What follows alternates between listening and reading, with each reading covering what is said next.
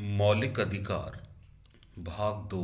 मैं Kaushal Kumar Sen, assistant professor political science, Babu Shobharam government arts college Alwar. मौलिक अधिकारों के इस अंक में हम मौलिक अधिकारों का वर्गीकरण, इसके अंतर्गत समानता के अधिकार और स्वतंत्रता के अधिकार का अध्ययन करेंगे। भारतीय संविधान के निर्माण के समय संविधान सभा ने 7 प्रकार के मूल अधिकारों का समावेश किया। संपत्ति के अधिकार को 44वें संविधान संशोधन अधिनियम द्वारा मूल अधिकारों की सूची अनुच्छेद 19(1) च और अनुच्छेद 31 से हटाकर अनुच्छेद 300A के तहत विधिक अधिकार बना दिया है। मूल अधिकारों के वर्गीकरण में हम सबसे पहले समानता का अधिकार, जो अनुच्छेद 14 से 18 तक है, का अध्ययन इस अंक में करेंगे। सर्वप्रथम अनुच्छेद 14। अनुच्छेद 14 विधि के समक्ष समानता और विधियों के समान संरक्षण का प्रावधान करता है। प्रत्येक व्यक्ति, चाहे वह नागरिक हो या विदेशी, सब पर यह लागू होता है। व्यक्ति शब्द का व्यापक अर्थ है, जिसमें संवैधानिक निगम, कंपनियां, पंजीकृत समितियां आदि सम्मिलित हैं। जहां विधि के समक्ष समता को ब्रिटेन अर्थात इंग्लैंड से लिया गया है, वहीं विधियों के समान संरक्षण को यूएसए के संविधान से लिया गया है। विधि के समक्ष समानता का सीधा सा तात्पर्य है कि कानून के सामने सभी समान हैं। किसी प्रकार का भेदभाव व्यक्ति व्यक्ति के बीच नहीं किया जाएगा।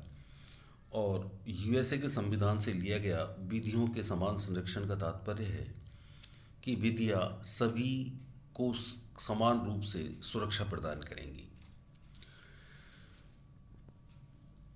सर्वोच्च न्यायालय का मानना है कि अनुच्छेद 14 के अंतर्गत उल्लेखित विधि का शासन ही संविधान का मूलभूत तत्व है। इसलिए इसे किसी भी तरह, यहाँ तक कि संशोधन के द्वारा भी समाप्त नहीं किया जा सकता है। विधि के समक्ष समानता के अपवाद, कि किन किन व्यक्तियों को इससे छूट मिलेगी। जैसे जब हम विधि की डायसिकिस कॉन्सेप्ट का अध्ययन करते हैं कि विधि के समक्ष समानता, तो उसमें सभी व्यक्ति समान हैं, लेकिन जो व्यक्ति विशेष पद को धारण करते हैं तो उन पद के नाते उन्हें कुछ रियायतें या शक्तियां दी जाती हैं, तो उन्हें इस अधिकार के तहत ये छूटें प्राप्त हैं। जैसे भारत के राष्ट्रपति और राज्यपालों को निम्न शक्तियां या छूटें प्राप्त हैं।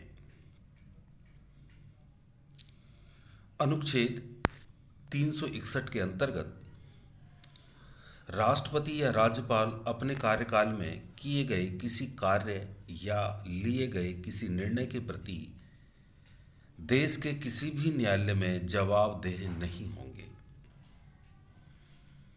राष्ट्रपति या राज्यपाल के विरुद्ध उनकी पदावधि के दौरान किसी न्यायालय में किसी भी प्रकार की दंडिक कार्यवाही प्रारंभ नहीं रखी जाएगी। राष्ट्रपति या राज्यपाल की पदावधि के दौरान उनकी गिरफ्तारी या कारावास के लिए किसी न्यायालय से कोई प्रक्रिया प्रारंभ नहीं की जाएगी। राष्ट्रपति या राज्यपाल पर उनके कार्यकाल के दौरान किसी भी न्यायालय में दीवानी मुकदमा नहीं चलाया जा सकता है और यदि ऐसा किया जाता है तो इसकी सूचना 2 माह पूर्व देनी आवश्यक है। कोई भी व्यक्ति यदि विधानमंडलों की राज्य कार्रवाई से संबंधित किसी विषय वस्तु के सही विवरण का प्रकाशन मीडिया में करता है तो उस पर किसी भी प्रकार का मुकदमा नहीं चलाया जा सकता है। अनुच्छेद 361 के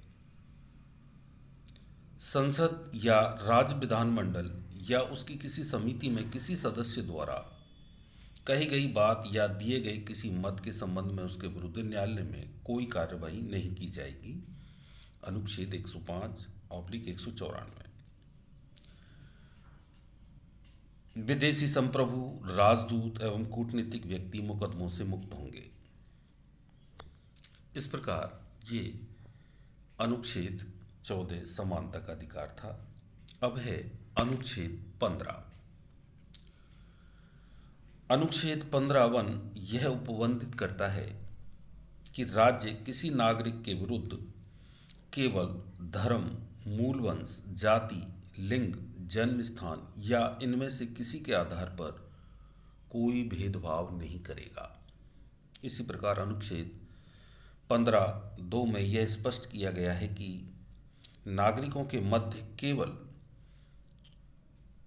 धर्म, मूल वंश, जाति, लिंग, जन्म स्थान या इनमें से किसी के आधार पर जैसे सार्वजनिक भोजनालयों, सार्वजनिक मनोरंजन के स्थलों में प्रवेश या राज्य निधि से पूर्णतः पोषित तथा साधारणतः जनता के लिए समर्पित कुओं, तालाबों आदि सार्वजनिक समागम के स्थानों के उपयोग के संबंध में भेद नहीं किया जा सकता है।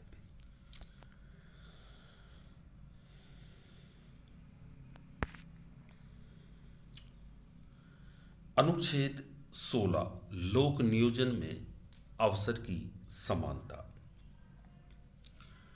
अनुच्छेद 16(1) व 16(2) राज्य के अधीन किसी पद या अन्य नियोजन में नियुक्ति के विषय में सभी नागरिकों को समान अवसर प्रदान करता है। यह मूल अधिकार केवल भारतीय नागरिकों को प्राप्त है। अवसर की समानता का अधिकार उच्च वर्ग के साथ साथ निम्न वर्ग को भी प्राप्त हो सके, इसके लिए अनुच्छेद 16(3) से 16(5) तक प्रावधान किए गए हैं। अनुच्छेद 16(3) के तहत राज्य नौकरियों में निवास के आधार पर विभेद कर सकता है, अर्थात कुछ रोजगार किसी क्षेत्र के निवासियों के लिए आरक्षित कर सकता है।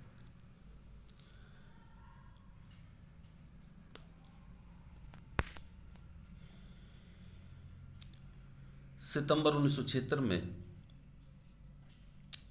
अब अगला है अनुच्छेद 17 अस्पृश्यता का अंत।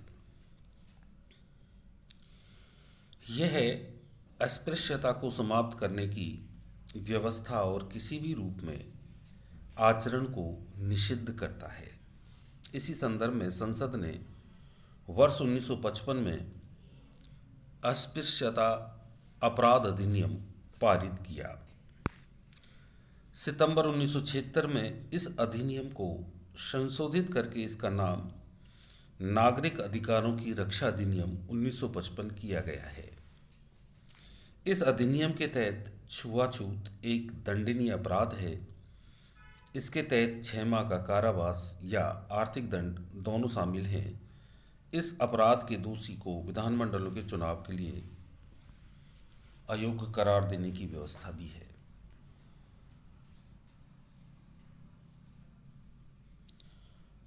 उच्चतम न्यायालय ने अनुच्छेद 17 के तहत यह व्यवस्था दी है कि यह निजी व्यक्ति और राज्य का संवैधानिक दायित्व है कि इस अधिकार के हनन को रोकने के लिए आवश्यक कदम उठाएं। अनुच्छेद 18 उपाधियों का अंत। राज्य सेना या विद्या संबंधी सम्मान के अतिरिक्त और कोई उपाधि प्रदान नहीं करेगा। अनुच्छेद 18(1) क्योंकि संविधान के अनुच्छेद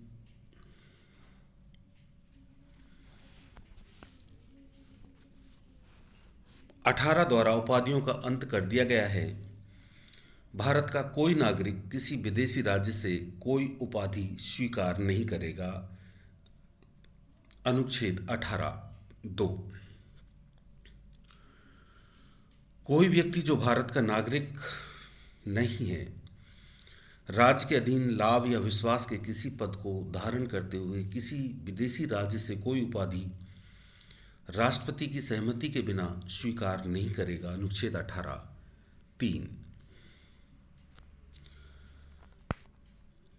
अनुच्छेद 18(4) में उपबंध है कि राज्य के अधीन लाभ का पद धारण करने वाला कोई व्यक्ति किसी विदेशी राज्य से कोई भेंट, उपलब्धि या पद राष्ट्रपति की सहमति के बिना स्वीकार नहीं करेगा। भारत रत्न, पद्म विभूषण, पद्म भूषण, पद्मश्री इत्यादि उपाधियों को प्रदान किया जाना अनुच्छेद 18 का उल्लंघन नहीं है। ये सम्मान क्रियाकलापों के विविध क्षेत्रों में नागरिकों द्वारा किए गए अच्छे कार्यों की राज्य द्वारा मान्यता मात्र के प्रतीक हैं। इस प्रकार हमने इस अंक में समानता के अधिकार का अध्ययन किया और अब हम अगले अंक में स्वतंत्रता के अधिकार का अध्ययन अनुच्छेद 19 से 22 तक करेंगे। धन्यवाद।